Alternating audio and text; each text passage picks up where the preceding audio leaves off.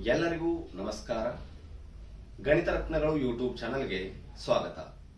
ನಾನು ಮಹೇಂದ್ರ ಲಕ್ಷ್ಮಣ್ ಮಂಚಲ್ಕ, ಗಣಿತ ಉಪನ್ಯಾಸಕ. ಈ ಒಂದು ಗಣಿತ ರತ್ನಗಳು ಯೂಟ್ಯೂಬ್ ಚಾನಲ್ ಅಲ್ಲಿ PUC ಫಸ್ಟ್ ಇಯರ್ ಮತ್ತು ಸೆಕೆಂಡ್ ಇಯರ್ ಮ್ಯಾಥಮೆಟಿಕ್ಸ್ ಸಬ್ಜೆಕ್ಟ್ ಅನ್ನು ನಾವು ಇಲ್ಲಿ ಕಲಿತೀವಿ. ಸರಳವಾಗಿ, ಸುಲಭವಾಗಿ, ವಿಸ್ತೃತ ರೂಪದಲ್ಲಿ, nothing but in the form of easy way ಒಳಗ ಫಾಸ್ಟ್ ಆಗಿ ಯಾವ ರೀತಿ ನಾವೊಂದು ಮ್ಯಾಥಮೆಟಿಕ್ಸ್ ಪ್ರಾಬ್ಲಮ್ ಅನ್ನ ಫಸ್ಟ್ ಇಯರ್ ಮತ್ತು ಸೆಕೆಂಡ್ ಇಯರ್ ಕಂಪೇರ್ ಮಾಡಿದ್ರೆ ಸಾಲ್ವ್ ಮಾಡಬೇಕು ಅಂತ ಹೇಳಿ ಕಲಿತೀವಿ. ಫಸ್ಟ್ ನಾವು ಏನ್ ನೋಡ್ಬೇಕು ಅಂತಂದ್ರ ಸಿಲೆಬಸ್ ನೋಡ್ಬೇಕು, ವೇಟೇಜ್ ಆಫ್ ದಿ ಚಾಪ್ಟರ್ ನೋಡ್ಬೇಕು, ಎಷ್ಟು ಚಾಪ್ಟರ್ಸ್ ಅದ ಅಂತ ನೋಡ್ಬೇಕು, ಆ ಚಾಪ್ಟರ್ ಇಂದ ಯಾವ್ಯಾವ ಸೆಕ್ಷನ್ ಒಳಗಡೆ ಇದರದ್ದು ಎನ್ಯುವಲ್ ಎಕ್ಸಾಮಿಗೆ ಕ್ವಶನ್ ಬರುತ್ತೆ ಅಂತ ನೋಡ್ಬೇಕು. ನೆಕ್ಸ್ಟ್ ಜಾಸ್ತಿ ಜನ ಸ್ಟೂಡೆಂಟ್ಸಿಗೆ ಪ್ಯಾಟರ್ನ್ ಗೊತ್ತಿರೋದಿಲ್ಲ, ಎಕ್ಸಾಮ್ ಪ್ಯಾಟರ್ನ್. ಆ ಎಕ್ಸಾಮ್ ಪ್ಯಾಟರ್ನ್ ಇವತ್ತು ನೋಡ್ತೀವಿ ನಾವು. ನೆಕ್ಸ್ಟ್ ಟೋಟಲ್ ಎಷ್ಟು ಮಾರ್ಕ್ಸಿಗೆ ಕ್ವಶನ್ ಪೇಪರ್ ಸೆಟ್ ಆಗುತ್ತೆ, ಅದ್ರೊಳಗೆ ಎಷ್ಟು ಮಾರ್ಕ್ಸ್ ತಗೊಂಡ್ರೆ ಔಟ್ ಆಫ್ ಔಟ್, ಮತ್ತೆ ಇಂಟರ್ನಲ್ ಎಷ್ಟು ಮಾರ್ಕ್ಸಿಗೆ, ಈ ಎಲ್ಲಾ ಒಂದು ವಿಷಯವನ್ನ ಇವತ್ತಿನ ಒಂದು ಕ್ಲಾಸ್ ಒಳಗೆ ನಾವು ಕಲಿತೀವಿ. ಅದ್ರೊಳಗಡೆ ನೋಡೋದಾದ್ರೆ ಫಸ್ಟ್ ನಮಗ ಜಾಸ್ತಿ ಇಂಪಾರ್ಟೆಂಟ್ ಅಂದ್ರೆ ಯಾವ್ದ್ರಿ, PUC ಸೆಕೆಂಡ್ ಇಯರ್ ಬೋರ್ಡ್ ಲೆವೆಲ್ಗೆ. ಫಸ್ಟ್ ಇಯರ್ ಇಂಪಾರ್ಟೆಂಟ್ ಅಲ್ಲ ಅಂತಲ್ಲ, ಬಟ್ ಕಂಪೇರ್ ಮಾಡಿದ್ರ first year and second compare ಮಾಡಿದ್ರ PUC ಸೆಕೆಂಡ್ ಇಯರ್ ಜಾಸ್ತಿ ಇಂಪಾರ್ಟೆಂಟ್. ಅದರ ಪ್ರಕಾರ ನೋಡೋದಾದ್ರ PUC ಸೆಕೆಂಡ್ ಇಯರ್ ನಮಗ NCERT ಎರಡು ಟೆಕ್ಸ್ಟ್ ಬುಕ್ಗಳು ಸಿಗ್ತಾವ, ಪಾರ್ಟ್ 1 ಮತ್ತು ಪಾರ್ಟ್ 2. ಪಾರ್ಟ್ 1 ಅಲ್ಲಿ ನಮಗ ಕಂಪ್ಲೀಟ್ 6 ಚಾಪ್ಟರ್ಸ್ ಇರ್ತಾವು ಅಂಡ್ ಪಾರ್ಟ್ 2 ಅಲ್ಲಿ 7 ಚಾಪ್ಟರ್ಸ್ ಔಟ್ ಆಗ್ಯಾವ. ಇದ್ರೊಳಗಡೆ ಪಾರ್ಟ್ 1 ಅಲ್ಲಿ ನೋಡೋದಾದ್ರೆ ಪಾರ್ಟ್ 1 ಫಸ್ಟ್ ಚಾಪ್ಟರ್ ಬಂದು ರಿಲೇಷನ್ ಅಂಡ್ ಫಂಕ್ಷನ್. ನಾವು ನೀವು ಅನ್ಕೊಳ್ಳುವಂತದ್ದು ರಿಲೇಷನ್ ಅಂಡ್ ಫಂಕ್ಷನ್ ಅಲ್ಲ, this is a relation and function for mathematics. ಇದನ್ನ ನಾವು ಬೋರ್ಡ್ ಎಕ್ಸಾಮಿಗೆ ನೋಡೋದಾದ್ರೆ 1 ಮಾರ್ಕಿಂದು 1 ಕ್ವಶನ್ ಬರುತ್ತಾ, 3 ಮಾರ್ಕ್ 1 ಕ್ವಶನ್ ಬರುತ್ತಾ ಅಂಡ್ 5 ಮಾರ್ಕ್ 1 ಕ್ವಶನ್ ಬರುತ್ತಾ. ಟೋಟಲ್ ಆಗಿ 5, 3, 8, 9 ಮಾರ್ಕ್. ಅಂದ್ರೆ ಒಂದು ರಿಲೇಷನ್ ಅಂಡ್ ಫಂಕ್ಷನ್ ಎಕ್ಸಾಕ್ಟ್ಲಿ ನಮಗೆ ಬರೋದು ಎಷ್ಟು ಮಾರ್ಕ್ಸಿಗೆ ಬರ್ತದ್ರಿ, 9 ಮಾರ್ಕ್ಸ್ 9 ಮಾರ್ಕ್ಸಿಗೆ ಲೋಟ್ ಆಗೈತಿ. ನೆಕ್ಸ್ಟ್ ಸೆಕೆಂಡ್ ಚಾಪ್ಟರ್ ಬಂದ್ಬಿಟ್ಟು ಇನ್ವರ್ಸ್ ಟ್ರೈಗೋನೋಮೆಟ್ರಿಕ್ ಫಂಕ್ಷನ್. ಈ ಒಂದು ಚಾಪ್ಟರ್ ಮಾರ್ಕ್ಸ್ ಡಿಸ್ಟ್ರಿಬ್ಯೂಷನ್ ನೋಡೋದಾದ್ರೆ ಇಲ್ಲಿ 1 ಮಾರ್ಕಿಂದ 1 ಕ್ವಶನ್ ಬರುತ್ತಾ, 2 ಮಾರ್ಕಿಂದ 1 ಕ್ವಶನ್ ಬರುತ್ತಾ, ನೆಕ್ಸ್ಟ್ 3 ಮಾರ್ಕಿಂದ 1 ಕ್ವಶನ್ ಬರುತ್ತಾ. ಕಂಪ್ಲೀಟ್ ಆಗಿ ಇಲ್ಲಿ ಎಷ್ಟು ಮಾರ್ಕ್ಸ್ ಬಂದ್ರೆ 6 ಮಾರ್ಕ್ ಬಂತ್ರಿ ನಮಗೆ. ಎಷ್ಟು ಬಂತ್ರಿ ಇನ್ವರ್ಸ್ ಟ್ರೈಗೋನೋಮೆಟ್ರಿಕ್ ಫಂಕ್ಷನ್ 6 ಮಾರ್ಕಿಗೆ ಅಲೌಟ್ ಆಗೈತಿ. ನೆಕ್ಸ್ಟ್ ನೋಡೋದಾದ್ರೆ ಮ್ಯಾಟ್ರೈಸಸ್. ಇಲ್ಲಿ ನಮಗ 1 ಮಾರ್ಕಿಂಗ್ 1 ಕ್ವಶನ್ ಬರುತ್ತಾ, ನೆಕ್ಸ್ಟ್ 3 ಮಾರ್ಕಿಂಗ್ 1 ಕ್ವಶನ್ ಬರುತ್ತಾ, 5 ಮಾರ್ಕಿಂಗ್ 1 ಕ್ವಶನ್ ಬರುತ್ತಾ. ಕಂಪ್ಲೀಟ್ ಆಗಿ 5, 3, 8, 8 + 1 9 ಮಾರ್ಕಿಗೆ ಮ್ಯಾಟ್ರಿಕ್ಸ್ ಚಾಪ್ಟರ್ ಅಲೌಟ್ ಆಗೈತಿ. ನೆಕ್ಸ್ಟ್ ಡಿಟರ್ಮಿನೆಂಟ್ ನೋಡೋದಾದ್ರೆ ಇಲ್ಲಿ 1 ಮಾರ್ಕ್ 1 ಕ್ವಶನ್ ಬರುತ್ತಾ, 2 ಮಾರ್ಕ್ 1 ಕ್ವಶನ್ ಬರುತ್ತಾ, 3 ಮಾರ್ಕ್ ಯಾವುದೇ ರೀತಿ ಕ್ವಶನ್ ಇಲ್ಲ. ನೆಕ್ಸ್ಟ್ 4 ಮಾರ್ಕ್ 1 ಕ್ವಶನ್ ಬರುತ್ತಾ, 5 ಮಾರ್ಕ್ 1 ಕ್ವಶನ್ ಬರುತ್ತೆ. ಟೋಟಲ್ ಆಗಿ 5, 4, 9, 2, 11, 11, 12 ಡಿಟರ್ಮಿನೆಂಟ್ ಚಾಪ್ಟರ್ 12 ಮಾರ್ಕಿಗೆ ಅಲೌಟ್ ಆಗೈತಿ. Continuity and differentiability which is the 5th chapter. ಇಲ್ಲಿ ನಾವು ಮಾರ್ಕ್ಸ್ ಡಿಸ್ಟ್ರಿಬ್ಯೂಷನ್ ನೋಡೋದಾದ್ರೆ ಯಾವ ರೀತಿ ಐತಂದ್ರ ಇದನ್ನ ಈ ಕಡೆ ತಗೊಂಡ್ಬರ್ತೇನೆ. 1 ಮಾರ್ಕಿನ 3 ಕ್ವಶನ್ಸ್ ಬರ್ತಾವು. ನೆಕ್ಸ್ಟ್ 2 ಮಾರ್ಕಿನ 1 ಕ್ವಶನ್ ಬರುತ್ತಾ, 3 ಮಾರ್ಕ್ಸಿಂದ 1 ಕ್ವಶನ್ ಬರುತ್ತಾ. ನೆಕ್ಸ್ಟ್ ಇಂಪಾರ್ಟೆಂಟ್ 5 ಮಾರ್ಕಿಂದ 1 ಕ್ವಶನ್ ಬರುತ್ತಾ.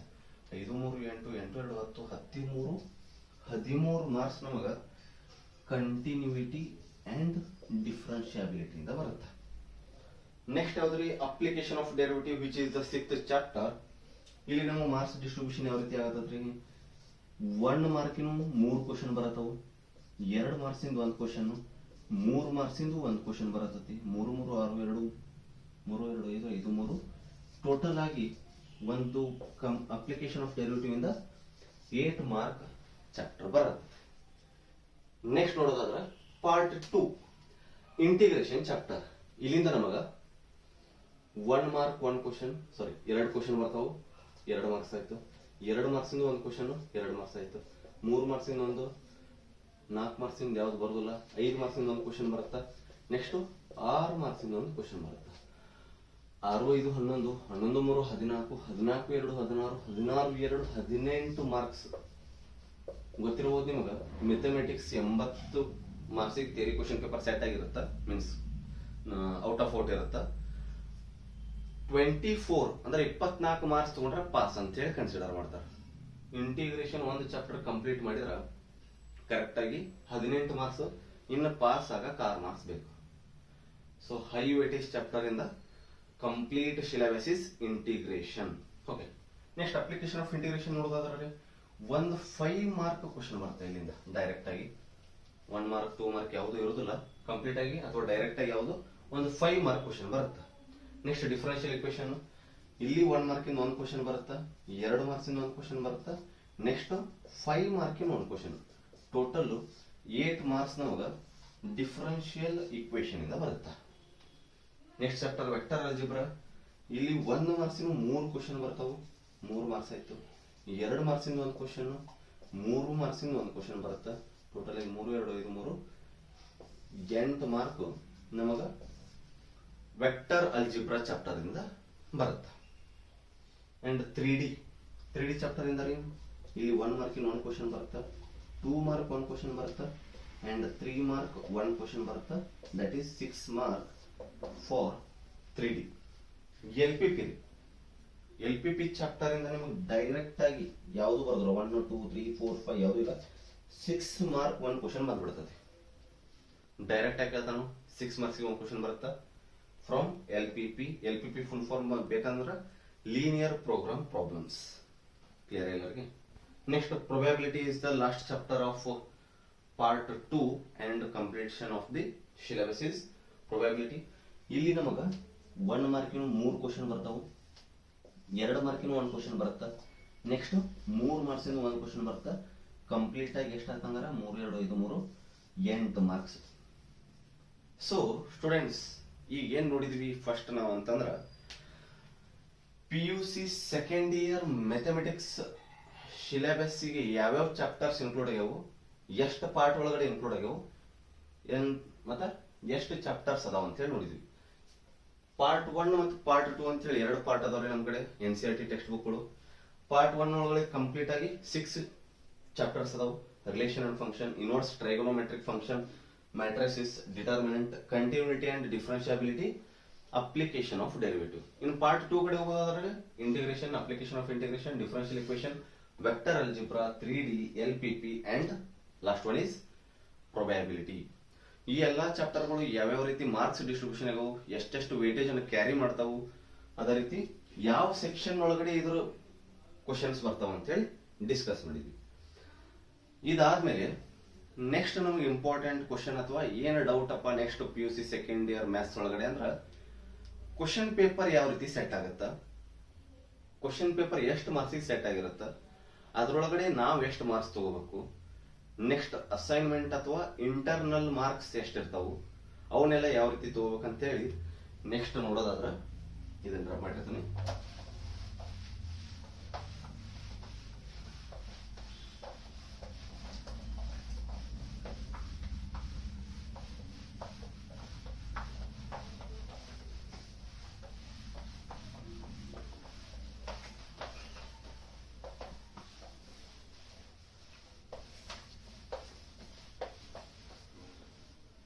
ಸೊ ನಮಗ PUC second year board exam ರೀ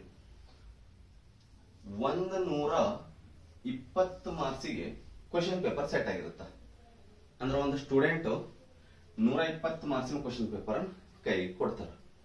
ಹಂಗಂದ್ರ ಔಟ್ ಆಫ್ ಔಟ್ ಆಗ್ಬೇಕಪ್ಪ ಸ್ಟೂಡೆಂಟ್ ಅದಂದ್ರ if you wants to get out of out marks then you should score 80 marks ಅಥವಾ 80 ಅಂಕಗಳನ್ನ ಆ ಒಂದು ವಿದ್ಯಾರ್ಥಿ ತಗೋಬೇಕು.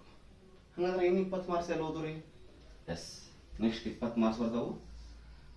These are internal marks. Mathematics ಒಳಗಡೆ ಈಗ ನಿಮಗ 20 ಮಾರ್ಕ್ಸ್ ಅನ್ನ ಇಂಟರ್ನಲ್ ಆಗಿ ಅಲೌಟ್ ಮಾಡತ್ತಾರ.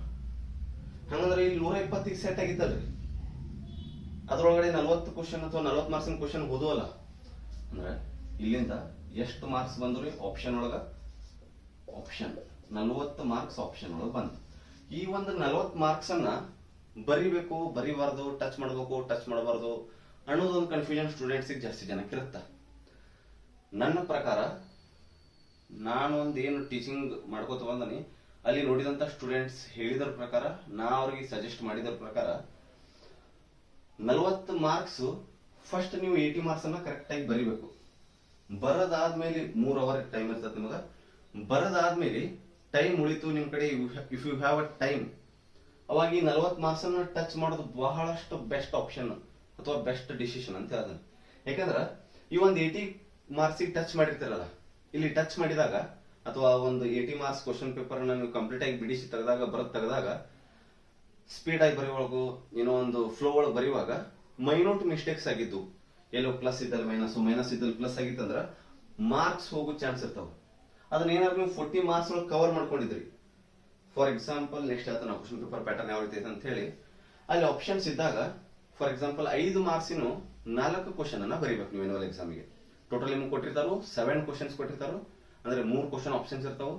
4 ಯಾವ್ದಾರ ಒಂದು ಕ್ವಶನ್ ನೀವು 4 ಮಾರ್ಕ್ಸ್ ತಗೊಂಡಿದ್ರಿ, ನೆಕ್ಸ್ಟ್ ಆಪ್ಷನ್ ಒಳಗಡೆ ಇನ್ನೊಂದು ಕ್ವಶನ್ ಬರ್ದಲ್ಲಿ 5 ಮಾರ್ಕ್ಸ್ ತಗೊಂಡಿದ್ರಿ ಅಂದ್ರೆ ಎರಡಕ್ಕೂ ಕಂಪೇರ್ ಮಾಡಿದಾಗ ಯಾವ್ದು ಜಾಸ್ತಿ ಮಾರ್ಕ್ಸ್ ಇರುತ್ತಲ್ಲ ಅದಕ್ಕೆ ನಿಮಗೆ ಮಾರ್ಕ್ಸ್ ಕೊಡ್ತಾರೆ. ಸೊ ಈ ಒಂದು 40 ಮಾರ್ಕ್ಸ್ ಅನ್ನ ನಾ 80ಕ್ಕೆ 80 ಬರೆದು ಬಂದನಿ ಫುಲ್ ಕಾನ್ಫಿಡೆನ್ಸ್ ಅದನ್ನಂದ್ರೂ ಇದನ್ನ ಟಚ್ ಮಾಡಿ ಬರ್ರಿ ಅಥವಾ ಇದನ್ನು ವಾಪಸ್ ಬರೆದು ಬರ್ರಿ ಅಂತ ಹೇಳಿ ನನ್ನೊಂದು ಸಜೆಷನ್. ಇನ್ನು 20 ಮಾರ್ಕ್ಸ್ ಇಂಟರ್ನಲ್ ಅಂತ ಹೇಳ್ತಾನೆ ನೋಡ್ರಿ. ಇದನ್ನ ಯಾವ ರೀತಿ ಕನ್ಸಿಡರ್ ಮಾಡ್ತಾರಂದ್ರ unit test 1, unit 2, mid term ಮತ್ತು ಲಾಸ್ಟ್ ಒನ್ ಅಸೈನ್ಮೆಂಟ್ ಅಂತ ಹೇಳಿ ಕೊಡ್ತಾರೆ. ಈ 4 ಕನ್ಸಿಡರ್ ಮಾಡಿ ನಿಮಗ ಕಂಪ್ಲೀಟ್ ಆಗಿ 20 ಮಾರ್ಕ್ಸ್ 20 ಮಾರ್ಕ್ ಅಲೋಟ್ ಆಗಿರ್ತಾವ.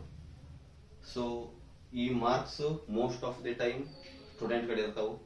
ಸ್ಟೂಡೆಂಟ್ ಯಾವ ರೀತಿ ಒಂದು ಎಕ್ಸಾಮ್ಸ್ ಒಳಗಡೆ ಪರ್ಫಾರ್ಮೆನ್ಸ್ ಮಾಡ್ತಾನೋ ಅದರ ಬೇಸಿಸ್ ಮೇಲ್ಗಡೆ ಮಾರ್ಕ್ಸ್ ಅವ್ರಿಗೆ ಅಲೋಟ್ ಆಗಿರುತ್ತೆ. These 20 internals are left to the students. Clear ಎಲ್ಲರಿಗೆ ಆಗೈತೆ ಅಂತ ಅನ್ಕೋತೀನಿ. ನೆಕ್ಸ್ಟ್ ಇಂಪಾರ್ಟೆಂಟ್ ಯಾವ್ದ್ರಿ? Question paper pattern. ಏನ್ ಹೇಳತ್ತಪ್ಪ question paper pattern? Question paper pattern complete ಆಗಿ ನಮ್ ಕಡೆ 5 ಸೆಕ್ಷನ್ ಒಳಗಡೆ ಡಿವೈಡ್ ಆಗೈತಿ. Part A, part B, part C, part D, part E ಅಂತ ಹೇಳಿ. ಪಾರ್ಟ್ ಎ ಕ್ವಶನ್ ಪೇಪರ್ ಅಥವಾ ಕ್ವಶನ್ ಪೇಪರ್ ಅಲ್ಲಿ ಪಾರ್ಟ್ ಎ ಸೆಕ್ಷನ್ ಅಲ್ಲಿ ನಮಗೆ ಏನಿರುತ್ತೆ ಅಂದ್ರೆ MCQ, multiple choice question and fill in the blanks. Multiple choice question ಎಷ್ಟಿರ್ತಾವ ಅಂದ್ರೆ ನಮಗ 1 ಮಾರ್ಕ್ ಇರ್ತಾವು, ಕಂಪ್ಲೀಟ್ ಆಗಿ 15 ಮಾರ್ಕ್ಸ್ ಸಿಗುತ್ತೆ. ಫಿಲ್ ಇನ್ ದ ಬ್ಲಾಂಕ್ಸ್ ಇವು 1 ಮಾರ್ಕ್ ಇರ್ತಾವು, ಇವು ಇದರಿಂದ 5 ಮಾರ್ಕ್, ಕಂಪ್ಲೀಟ್ ಆಗಿ 20 ಮಾರ್ಕ್. ಇಲ್ಲಿ ಯಾವುದೇ ರೀತಿ ನಿಮ್ಗೆ ಆಪ್ಷನ್ ಅಂದ್ರೆ ಕ್ವಶನ್ ಆಪ್ಷನ್ಸ್ ಇರ್ತಾವು, ಬಟ್ ಒಂದು ಕ್ವಶನ್ ಬಿಟ್ಟು ಇನ್ನೊಂದು ಕ್ವಶನ್ ಬರೆಯಕ್ಕೆ ಆಪ್ಷನ್ ಇರೋದಿಲ್ಲ. 20 ಕ್ವಶನ್ ಮಸ್ಟ್ ಅಂಡ್ ಶುಡ್ ಬರೀಬೇಕು ನೀವು. ಅದಾದ್ಮೇಲೆ ಪಾರ್ಟ್ ಬಿ ನೋಡೋದಾದ್ರೆ ಪಾರ್ಟ್ ಬಿ ಈಸ್ ಫಾರ್ ಯಾವ್ದ್ರಿ ಅದು 2 ಮಾರ್ಕ್ ಕ್ವಶನ್. ನಮಗ ಅಂದ್ರೆ ಒಂದು ಕ್ವಶನ್ ಪೇಪರ್ ಸೆಟ್ ಒಳಗಡೆ 9 2 ಮಾರ್ಕ್ ಕ್ವಶನ್ಸ್ ಇರ್ತಾವ. ಅದರೊಳಗಡೆ ನಾವು ಟಚ್ ಮಾಡಬೇಕಾಗಿದ್ದು 6, ಅಂದ್ರೆ ಕಂಪ್ಲೀಟ್ ಆಗಿ 12 ಮಾರ್ಕ್ ಅನ್ನು ನಾವು ಪಾರ್ಟ್ ಬಿ ಇಂದ ತಗೋತೀವಿ. ಅದೇ ರೀತಿ ಪಾರ್ಟ್ ಸಿ ಕಡೆ ಹೋದ್ರ ಪಾರ್ಟ್ ಸಿ ಇಲ್ಲಿ ನಮಗ ಟೋಟಲ್ ಆಗಿ 9 ಕ್ವಶನ್ಸ್ ಇರ್ತಾವ, ಬಟ್ ನಾವು ಟಚ್ ಮಾಡಬೇಕಾಗಿದ್ದು 6 ಕ್ವಶನ್ಸ್. ಅದ್ರ ಮಾರ್ಕ್ಸ್ ವೇಸ್ಟೇಜ್ ಏನಂದ್ರ 3 ಮಾರ್ಕ್ಸ್ ಆಗಿರುತ್ತೆ. 6 into 3 is nothing but 18 marks. Okay. Part D obviously part D ಯಾವ್ದಾಗಿರುತ್ತೆ 5 ಮಾರ್ಕ್ ಕ್ವಶನ್ ಆಗಿರುತ್ತೆ. ಟೋಟಲ್ ಆಗಿ ನಮಗ ಆಗಲೇ ಹೇಳಿದಂಗ 7 ಕ್ವಶನ್ಸ್ ಇರ್ತಾವು. 4 ಅನ್ನ ನಾವು ಟಚ್ ಮಾಡಬೇಕು. 5 ಮಾರ್ಕ್ಸ್ ಅಲೋಟ್ ಆಗಿರುತ್ತೆ ಈಚ್ ಕ್ವಶನ್ ಗೆ. 4 into 5 is nothing but 20 marks. Next ನಮಗ್ ಬಂದ್ಬಿಟ್ಟು ಪಾರ್ಟ್ ಇ ಬರುತ್ತಾ. ಪಾರ್ಟ್ ಇ ಇಲ್ಲಿಂದ ನಮಗ ಎಕ್ಸಾಕ್ಟ್ಲಿ 10 ಮಾರ್ಕ್ಸ್ ಅಲೋಟ್ ಆಗಿರುತ್ತೆ. ಇದ್ರೊಳಗಡೆ 2 ಪಾರ್ಟ್ ಅಂದ್ರೆ 2 ಸಬ್ ಡಿವಿಷನ್ ಕೊಟ್ಟಿರ್ತಾನು. 6 ಮಾರ್ಕ್ನು ಅಥವಾ 2 ಕ್ವಶನ್ ಕೊಟ್ಟಿರ್ತಾನು. 1 ಕ್ವಶನ್ ಅನ್ನ ನಾವು ಟಚ್ ಮಾಡಬೇಕು. For 6 mark is nothing but 6 mark. Next 4 mark ಇಂದು 1 ಕ್ವಶನ್ ಕೊಟ್ಟಿರ್ತಾನು. ಸಾರಿ 2 ಕ್ವಶನ್ ಕೊಟ್ಟಿರ್ತಾನು, ಅದನ್ನು 1 ಟಚ್ ಮಾಡಬೇಕು. 4 ಮಾರ್ಕ್ ಅಲೋಟ್ ಆಗುತ್ತೆ. ಕಂಪ್ಲೀಟ್ ಆಗಿ 10 ಮಾರ್ಕ್ಸ್ ನಮಗ ಪಾರ್ಟ್ ಇ ಇಂದ ಬರುತ್ತೆ. ಸೊ ಇಲ್ಲೇನ್ ನೋಡಿದ್ವಿ ನಾವು ಕ್ವಶನ್ ಪೇಪರ್ ಪ್ಯಾಟರ್ನ್ ಅಥವಾ ಒಂದು ಕ್ವಶನ್ ಪೇಪರ್ ಸೆಟ್ ಎಷ್ಟು ಮಾರ್ಕ್ಸಿಗಾಗಿರುತ್ತ 120 ಮಾರ್ಕ್ಸಿಗಾಗಿರುತ್ತ. ಎಷ್ಟು ತಗೊಂಡ್ರೆ ಔಟ್ ಆಫ್ ಔಟ್ 80 ತಗೊಂಡ್ರೆ ಔಟ್ ಆಫ್ ಔಟ್. ಇನ್ನು 20 ಎಲ್ಲಿ ಹೋಗ್ತಾವ್ರಿ ಇಂಟರ್ನಲ್ ಮಾರ್ಕ್ಸ್. ಆ ಇಂಟರ್ನಲ್ ಮಾರ್ಕ್ಸ್ ಯಾವ ರೀತಿ ಡಿವೈಡ್ ಆಗ್ಯಾವ unit 1 unit 2 mid term assignment ಇವೆಲ್ಲ ಕೂಡಿ ನಿಮ್ಮ ಪರ್ಫಾರ್ಮೆನ್ಸ್ ಬೇಸ್ಡ್ 20 ಮಾರ್ಕ್ಸ್ ಅಲೌಟ್ ಆಗಿರುತ್ತೆ. ಇನ್ನು ಕ್ವಶನ್ ಪೇಪರ್ ಪ್ಯಾಟರ್ನ್ ನೋಡೋದಾದ್ರ 5 ಸೆಕ್ಷನ್ ಒಳಗಡೆ ಕ್ವಶನ್ ಪೇಪರ್ ಪ್ಯಾಟರ್ನ್ ಡಿವೈಡ್ ಆಗೈತಿ. Part A, part B, part C, part D, part E. Part A ಅಲ್ಲಿ 2 type MCQ and fill in the blanks complete ಆಗಿ 20 marks ಅನ್ನು ಕೊಡ್ತಾವು. Part B 2 marks ಇರ್ತಾವು, 6 question touch ಮಾಡಬೇಕು, 9 ಅವ್ರು ಕೊಟ್ಟಿರ್ತಾರು. Part C 3 mark question 6 ಅವ್ರು ಕೊಟ್ಟಿರ್ತಾರು, 6 ನಾವು touch ಮಾಡಬೇಕು, 9 ಅವ್ರು ಕೊಟ್ಟಿರ್ತಾರು. ಅದೇ ರೀತಿ ಪಾರ್ಟ್ ಡಿ ನೋಡೋದಾದ್ರ 5 ಮಾರ್ಕ್ ಕ್ವಶನ್ 4 ನಾವು ಟಚ್ ಮಾಡಬೇಕು, 7 ಅವ್ರು ಕೊಟ್ಟಿರ್ತಾರು. Last one is part E 6 marks ಇಂದ 1 ಕ್ವಶನ್ ಟಚ್ ಮಾಡಬೇಕು, 2 ಕೊಟ್ಟಿರ್ತಾರೆ. 4 ಮಾರ್ಕ್ಸ್ ಇಂದು 1 ಕ್ವಶನ್ ನಾವು ಟಚ್ ಮಾಡಬೇಕು, 2 ಕೊಟ್ಟಿರ್ತಾರು. 6 + 4 10 ಕಂಪ್ಲೀಟ್ ಆಗಿ ಕ್ಯಾಲ್ಕುಲೇಟ್ ಮಾಡಿದ್ರ 20 + 12 32 32 18 50 50 20 70 70 10 80 ಮಾರ್ಕ್ಸ್ ನಿಮ್ದು ಈ ರೀತಿ ಡಿಸ್ಟ್ರಿಬ್ಯೂಟ್ ಆಗಿರುತ್ತೆ. So it's all about PUC second year mathematics. Syllabus ಯಾವ ರೀತಿ ಡಿಸ್ಟ್ರಿಬ್ಯೂಟ್ ಆಗೈತಿ, ಸಿಲೆಬಸ್ ಆದ್ಮೇಲೆ ಚಾಪ್ಟರ್ಸ್ ಯಾವ್ಯಾವ ಅದಾವು, ಚಾಪ್ಟರ್ಸ್ ವೇಟೇಜ್ ಏನೈತಿ, ವೇಟೇಜ್ ಜೊತೆಗೆ ಯಾವ್ಯಾವ ಸೆಕ್ಷನ್ ಒಳಗಡೆ ಆ ಚಾಪ್ಟರ್ ಕ್ವಶನ್ಸ್ ಬರೋ ಚಾನ್ಸಸ್ ಐತಿ, ಅದಾದ್ಮೇಲೆ ಕ್ವಶನ್ ಪೇಪರ್ ಎಷ್ಟು ಮಾರ್ಕ್ಸಿಗೆ ಸೆಟ್ ಆಗೈತಿ, ಎಷ್ಟು ತಗೊಂಡ್ರೆ ಔಟ್ ಆಫ್ ಔಟ್, ಇಂಟರ್ನಲ್ ಎಷ್ಟು ಮಾರ್ಕ್ಸಿಗೆ, ಕ್ವಶನ್ ಪೇಪರ್ ಸೆಟ್ಟಿಂಗ್ ಯಾವ ರೀತಿ ಇರುತ್ತೆ, ಕ್ವಶನ್ ಪೇಪರ್ ಪ್ಯಾಟರ್ನ್ ಯಾವ ರೀತಿ ಇರುತ್ತೆ, ಇದನ್ನೆಲ್ಲ ನಾವು ಇವತ್ತಿನ ಕ್ಲಾಸ್ ಒಳಗಡೆ ನೋಡಿದ್ವಿ. ನೆಕ್ಸ್ಟ್ ಕ್ಲಾಸ್ ಇಂದ ನಾವು ಚಾಪ್ಟರ್ ಅನ್ನ ಸ್ಟಾರ್ಟ್ ಮಾಡೋಣ. ಯಾವ ಚಾಪ್ಟರ್ ಸ್ಟಾರ್ಟ್ ಮಾಡ್ಬೇಕಂತ ಹೇಳಿ ನೀವೆಲ್ಲ ಕಮೆಂಟ್ ಮಾಡ್ರಿ. ಜಾಸ್ತಿ ಯಾವ್ದು ಬರುತ್ತಲ್ಲ ಆ ಒಂದು ಚಾಪ್ಟರ್ನ ಸ್ಟಾರ್ಟ್ ಮಾಡೋಣ. ಕಮೆಂಟ್ ಬರಲಿಲ್ಲ, no problem, I will start with my own. ಇಷ್ಟ ಹೇಳ್ತಾ ಈ ಒಂದು ಕ್ಲಾಸಿಗೆ ಕೇಳಿದಂತ ಎಲ್ಲರಿಗೂ ಸರ್ವರಿಗೂ ಧನ್ಯವಾದಗಳು. Thank you. ಶುಭವಾಗಲಿ, ಸಕಲವೂ ಸನ್ಮಂಗಳವಾಗಲಿ ನನ್ನ ಪ್ರೀತಿಯ ವಿದ್ಯಾರ್ಥಿಯ ಜೀವನದಲ್ಲಿ.